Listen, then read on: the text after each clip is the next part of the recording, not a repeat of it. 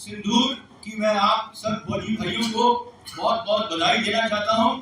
इसमें हमारा देश जीता है और पाकिस्तान को हमने मुंह तोड़ जवाब दिया है। जैसा कि आप जानते हैं कि पहलगाम टेरर अटैक के बीच जो पाकिस्तान स्पॉन्सर्ड आतंकवादियों ने हमारे 26 निर्दोष व्यक्तियों को धड़क पुरुष के मारा था, उसका जवाब देना तो बनता था और दिया, और बड़े कड़े जोर से दिया। इसके बारे में आप सब जानते हैं, क्योंकि पिछले कुछ दिनों से मैं इसके ऊपर व्याख्यान नहीं करूंगा, लेकिन 2-4 पॉइंट कहने की कोशिश करूंगा।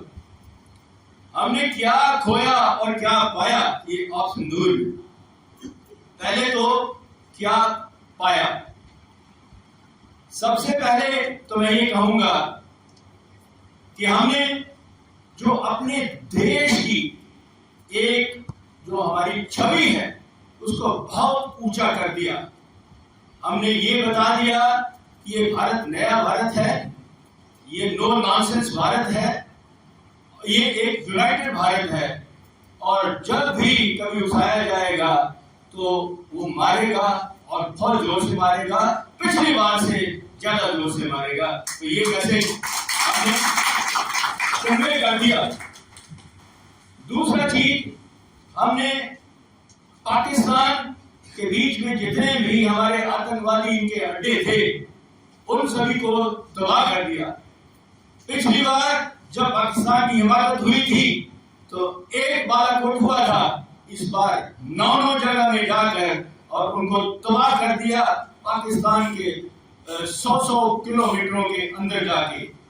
तो ये एक नया आयाम हमने किया है कि अभी से एक नया न्यू नॉर्मल, जो इंग्लिश में बोलते हैं, कि लक्ष्मण रेखा सेट हो गई है। अभी ऐसा करोगे तो हम सोचेंगे नहीं, हम विदेश में नहीं करेंगे और हम उसी टाइम पे रिस्पॉन्ड करेंगे। तो ये एक लक्ष्मण रेखा हमने पाया है कि हमने विश्व को इस आतंकवाद के मुद्दे के ऊपर के साथ में लाया है, उनका विश्वास हमने अपने साथ में लाया है। चौथी चीज जो बड़ी हमने पाया कि पाकिस्तान जो हमको गीदड़ बत्तियां देता रहता था, इतराता रहता था, गीदड़ बत्ती देता था कि मैं न्यूक्लियर ब्लैकमेल, यानी कि आप एटम बॉम्ब मार दूंगा, वो पिछली बार थोड़ी सी हमने तोड़ी थी, इस बार ध्वस्त करके पूरी रख दी है। वो अगली बार शायद वो इस्तेमाल ना कर सके। मैं इस पे क्लैरिफिकेशन नहीं देना चाहता, शायद उनकी कुछ क्षति उसमें भी हुई होगी, वो अपने आप ही कुछ गलत काम कर रहे थे तो उनका अपना ही कुछ गड़बड़ हो गया है, जिसकी आपने खबरें सुनी हुई होंगी। हमने, हमारा इसमें कोई हाथ नहीं है। अगली चीज जो है, पाकिस्तान को जो हथियार देता था चीन, तुर्की, जो मिसाइलें, जो एयरक्राफ्ट, वो सारी जो उनके ऊपर नाज करते थे, वो सारे के सारे टूट गए। तो हमने पाया था वो ये है कि हिंदुस्तान अभी एक ऐसा देश बन गया है जिसको आप भेद नहीं सकते। वहां पर पाकिस्तान की, चाहे वो टर्की की और चाहे वो चाइना की मिसाइलें थी, वो सारी की सारी जो हमारा इतना एंटी एयरक्राफ्ट डिफेंस इतना तगड़ा हुआ, हमारा आकाशतीर, कि हमने सभी को उनको तबाह कर दिया। तो देखो, अगर वो सारी चीजें आ गई होती तो कितनी क्षति होती। तो ये हमारी अपनी मेक इन इंडिया जो है, जो इसको हम बोलते हैं आत्मनिर्भर भारत, उसकी हमारी एक बड़ी बड़ी जीत है कि हमारे हथियार मेक इन इंडिया के बाहर वाले हथियारों से ज्यादा है। तो हमारी जीत मेक इन इंडिया की इसके बीच में हुई है। जो लड़ाइयां होती हैं वो अपने इमोशंस और सेंटिमेंट पे नहीं लड़ी जाती, देश को बहुत कुछ देखना पड़ता है, उसमें बड़े फैक्टर्स होते हैं। क्या आप चाहते थे कि, पहले तो बताइए कि आपका एम क्या था, ऑब्जेक्टिव क्या था। अगर भारत ने जो अपना एक एम रखा था वो हमारा 3 दिन या 3.5 दिन में अचीव हो गया, तो क्या जरूरत थी लंबा करने के लिए। और साथ साथ में तो पाकिस्तान तो भीख मांगता आया था, तो भीख तो देना हमारी एक वो प्रथा है, हमारी संस्कृति है, तो हमने भीख में उनको छोड़ दिया। तो हमारी, अगर हम उस टाइम पे उसको पाकिस्तान को छोड़ देते, बोलते नहीं हम और चलाएंगे, तो जो पापी लोग हैं चीन और तुर्की, ये लोग चाहते थे कि हमारी भी लंबी युद्ध खिंच जाए, जैसे यूक्रेन की या हमास जैसी युद्ध, तो उसके बीच में हमारा सब कुछ सर्वनाश हो जाता। आज भारत अगर प्रगति कर रहा है, आप लोग कितने खुशहाल हो, आपके बच्चे खुशहाल हैं, नौकरियां हैं, सब कुछ है। अगर हम 10वीं पायदान से उठ के इकोनॉमिक सेंस में हम 5वें पे आए, अभी 4थे पे, तो अगर ये चलने दिया होता तो शायद हम 11वें पे चले जाते। तो ये सारी चीजें देश को समझनी होती है कि आपने क्या एम सेट किया था, वो अचीव हो गया तो क्या हुआ, क्या करें, तो इससे बड़ी और क्या चीज हो सकती है।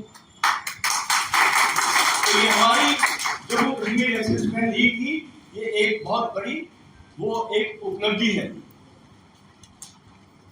हमने एक नया, मैं कहूंगा एक नया आयाम पाया है। आज जो ये 4000 सैनिक, हमारे पूर्व सैनिकों को दोबारा से एम्पॉयमेंट करने का हुक्म दिया है, इसका श्रेय आप लोगों को हमारी जम्मू कश्मीर असेसमेंट लीग को जाता है। कोई अपना चाहे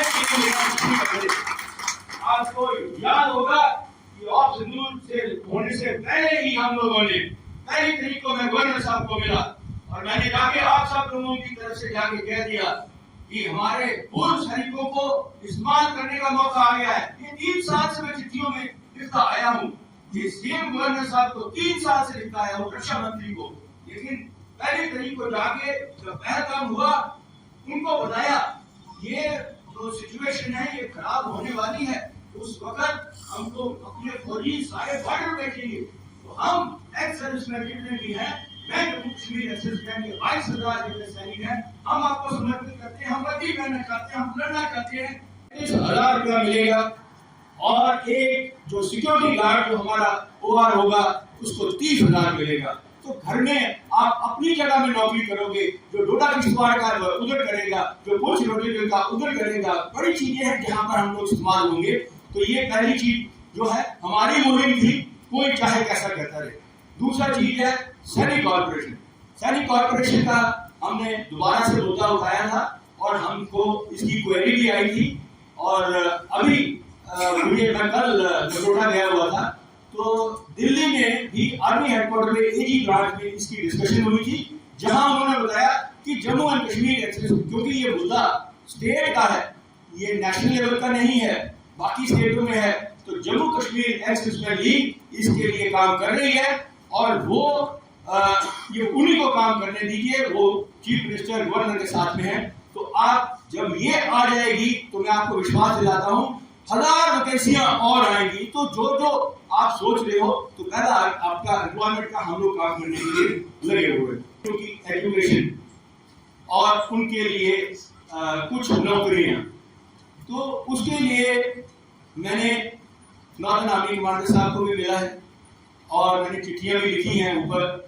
उसके बीच में मैंने बोला कि स्पेशली क्योंकि नॉर्दर्न आर्मी के बीच में है कि हमारे आर्मी पब्लिक स्कूल जिसमें अच्छी क्वालिटी एजुकेशन होती है और उनके नंबर बढ़ाओ, उनकी क्लासें बढ़ाओ, ताकि हमारे फौजी जो हैं उनके भी बच्चे पूरे नहीं आ पाते, तो आप लोग पहले स्कूल बढ़ाओ।